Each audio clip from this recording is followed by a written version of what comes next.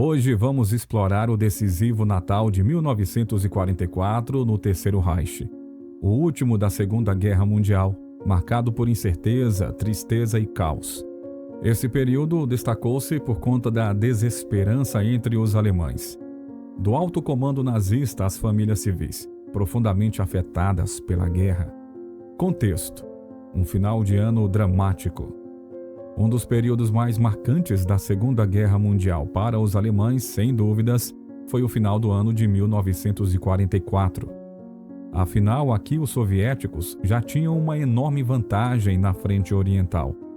O desembarque na Normandia por parte dos aliados também foi um sucesso, e as esperanças de Hitler já estavam se encerrando. Era uma questão de tempo até o Terceiro Reich finalmente cair. Algo que aconteceria já no ano seguinte, em 1945. Mas até lá, quem mais sofreria com essa recusa em se render seria o povo comum da Alemanha.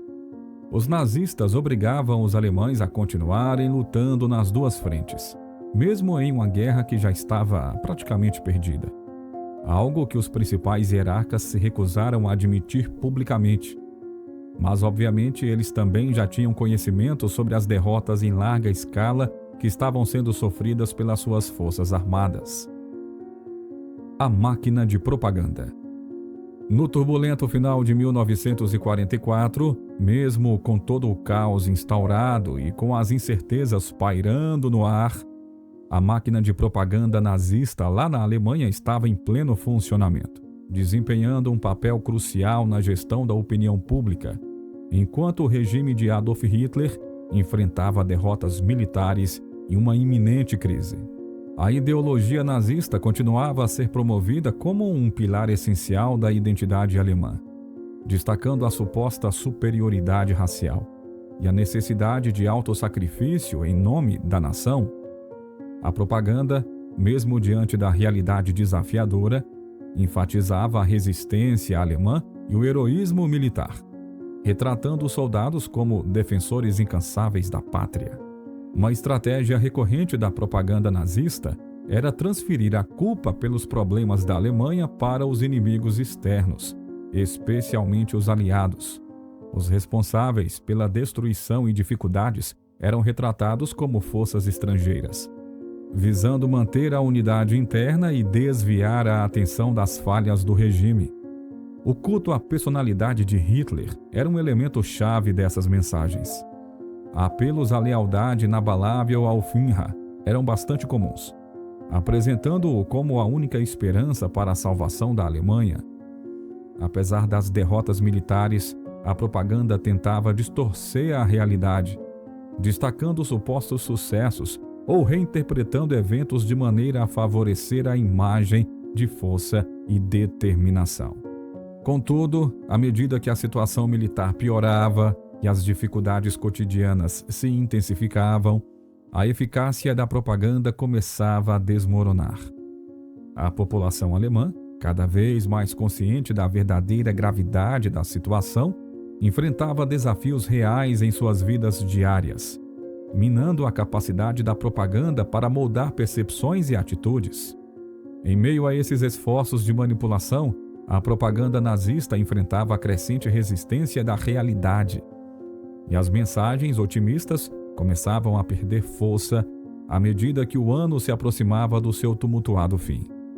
O final de 1944 marcou um período crucial, onde a distância entre as narrativas propagandistas e os desafios tangíveis enfrentados pelo povo alemão se tornava cada vez mais evidente. A dura realidade das famílias. O Natal de 1944 nas residências alemãs foi marcado por uma atmosfera de angústia e de desafios extraordinários, refletindo as duras realidades da Segunda Guerra Mundial. Nesse período tumultuado, as famílias enfrentavam uma série de adversidades que tornavam as celebrações natalinas uma tarefa árdua. A ausência de entes queridos permeava os lares, já que muitos homens jovens estavam nas linhas de frente, lutando nas batalhas que determinariam o curso do conflito.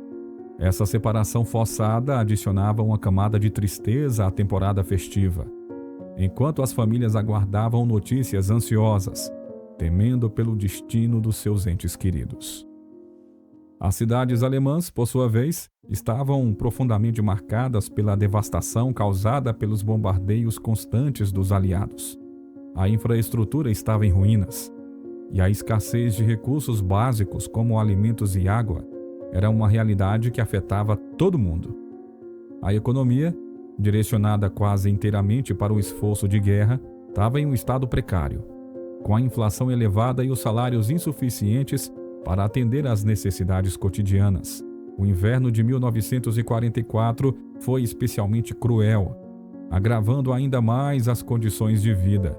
O frio intenso era sentido em lares que muitas vezes careciam de combustível para o aquecimento e de roupas adequadas para enfrentar as temperaturas baixas.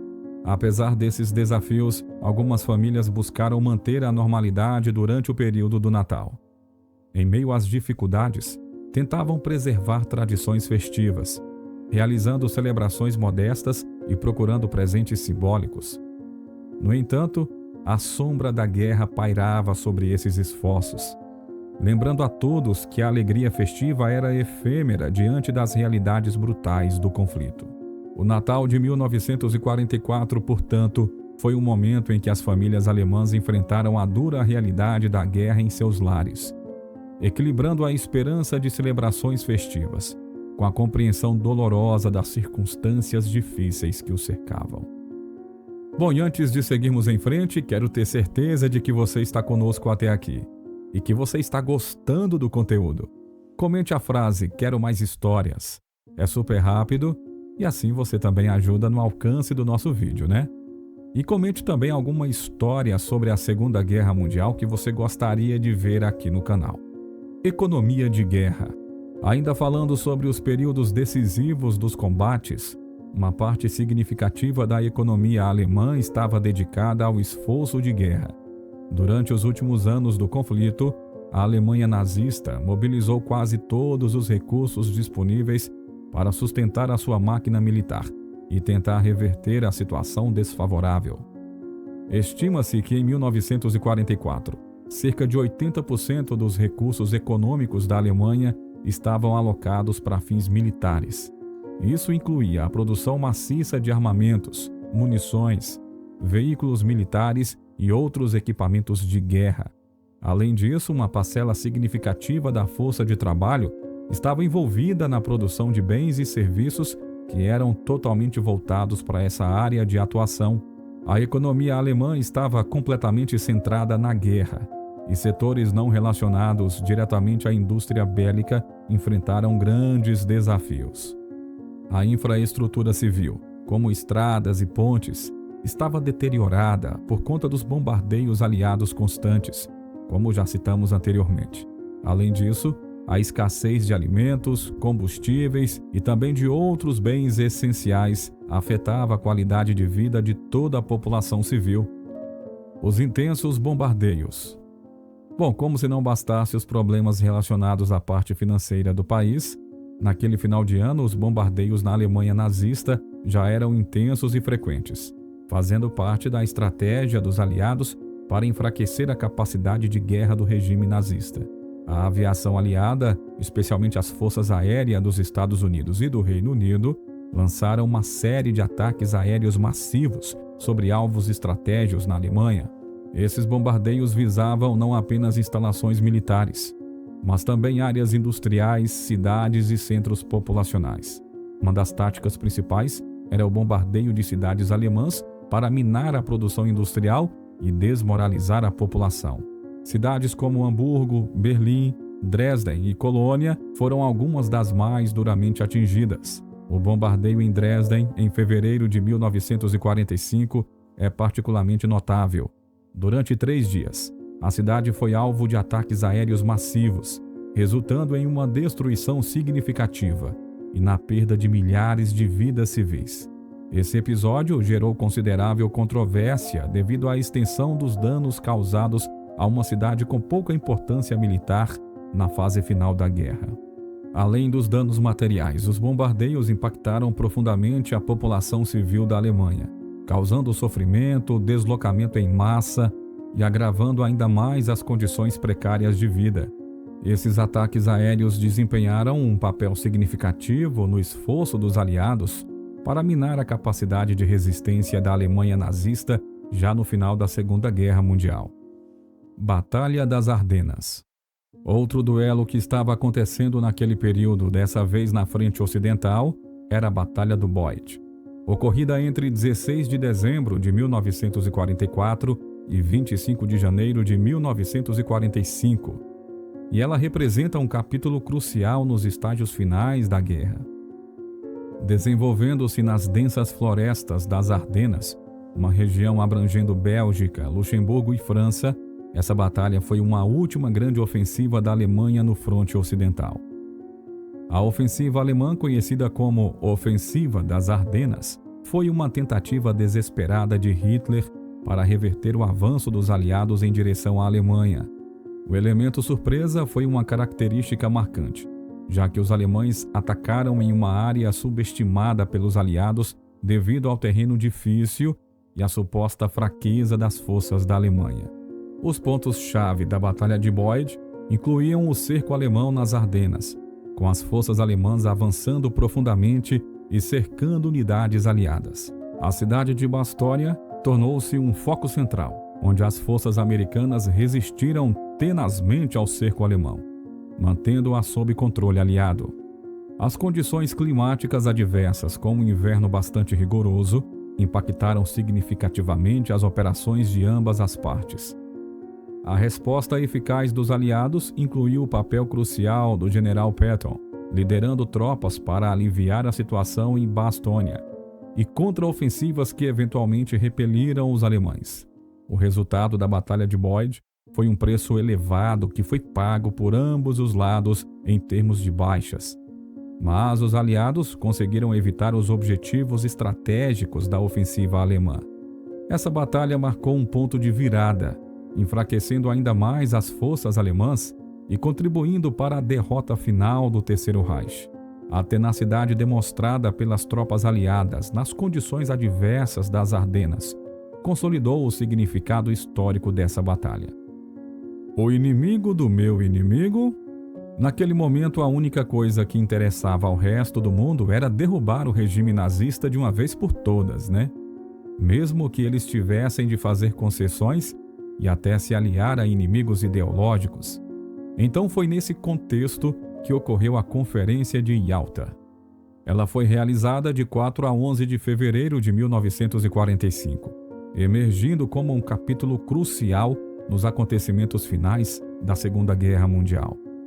Bom, nesse enclave à beira do Mar Negro, os líderes das potências aliadas, Franklin Roosevelt, Winston Churchill e Joseph Stalin, se uniram para deliberar sobre o destino pós-guerra, delineando as bases para um mundo em reconstrução.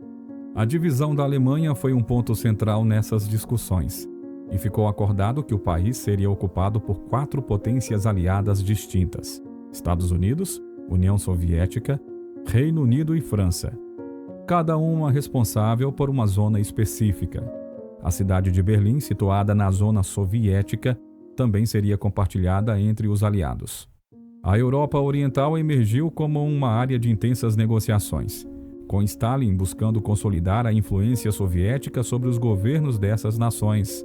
Isso moldou significativamente a futura configuração política da região.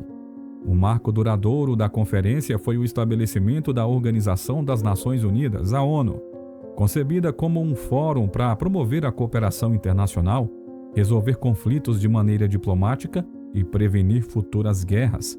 A ONU tornou-se uma peça fundamental no tabuleiro geopolítico do mundo. Além disso, a participação soviética na Guerra do Pacífico foi discutida. Stalin concordou em entrar no conflito contra o Japão após a rendição alemã, um compromisso que teria implicações significativas no cenário asiático. A conferência abordou também questões territoriais e fronteiriças, redesenhando as linhas no mapa da Europa.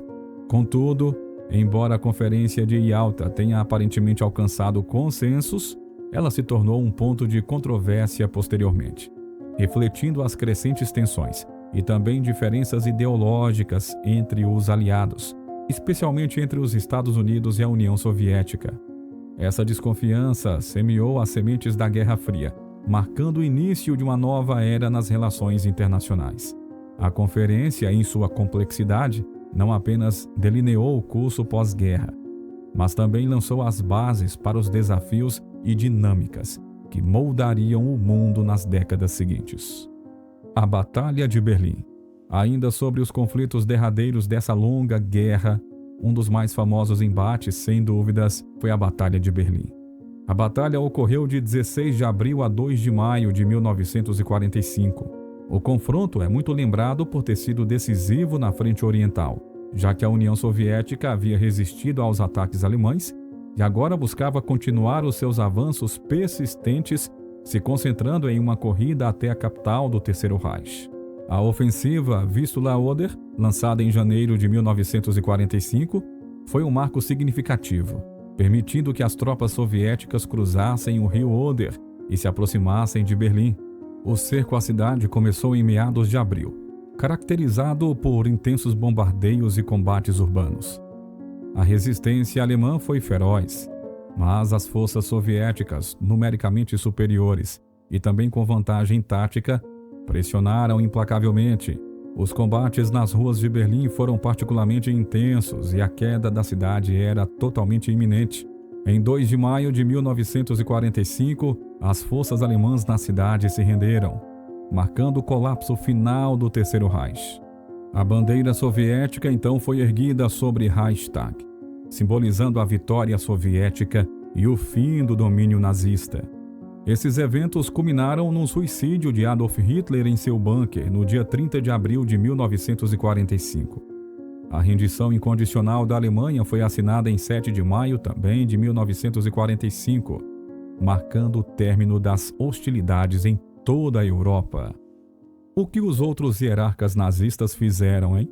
Bem, como falamos anteriormente, o destino de Hitler é amplamente conhecido por todos, ainda que seja envolto de muitas teorias conspiratórias e outros absurdos relacionados a isso. Porém, outras figuras do Partido Nacional Socialista tiveram destinos relativamente parecidos com o do seu líder. Alguns deles foram a julgamento, mas uma boa parcela conseguiu fugir do país. Obviamente, é quase impossível definir exatamente o que aconteceu com cada um desses principais membros do Terceiro Reich, mas muitas figuras relevantes acabaram optando pelo suicídio. Joseph Goebbels, ministro da propaganda nazista, e a sua esposa Magda foram exemplos disso. Ambos deram fim às suas vidas no dia 1º de maio de 1945, seguindo o que havia sido feito pelo Führer.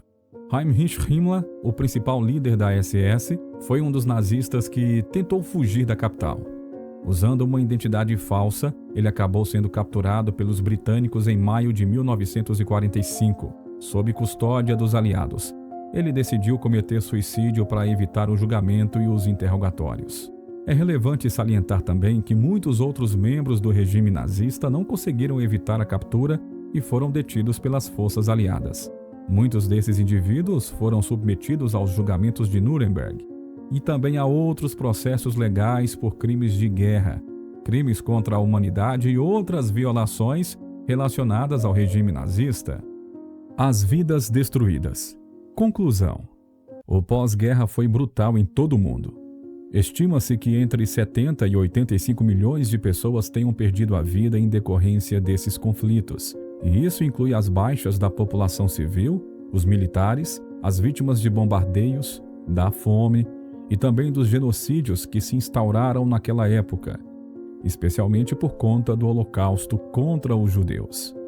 Falando mais especificamente sobre os povos de origem judaica, acredita-se que aproximadamente 6 milhões deles acabaram morrendo de forma cruel nos campos de concentração do Terceiro Reich durante todo esse período de guerra. Falando sobre as baixas na Alemanha, entre 3 e 5,5 milhões de soldados podem ter morrido em combate, enquanto os números para as mortes de civis ficam entre 500 e 800 mil. O mais triste e mais revoltante disso tudo é saber que todas essas mortes poderiam ter sido evitadas ou, no mínimo, reduzidas. Começar com uma guerra sempre é um erro. Continuar mandando as pessoas diretamente para a morte é uma atrocidade ainda maior. É um absurdo completo imaginar a quantidade de famílias destruídas em todos os lugares do mundo naquela época. Elas foram apagadas da história simplesmente pela sede imbecil de poder de homens como Adolf Hitler. O próximo vídeo que está aparecendo na sua tela é muito importante e você deve assistir, hein? Vai por mim.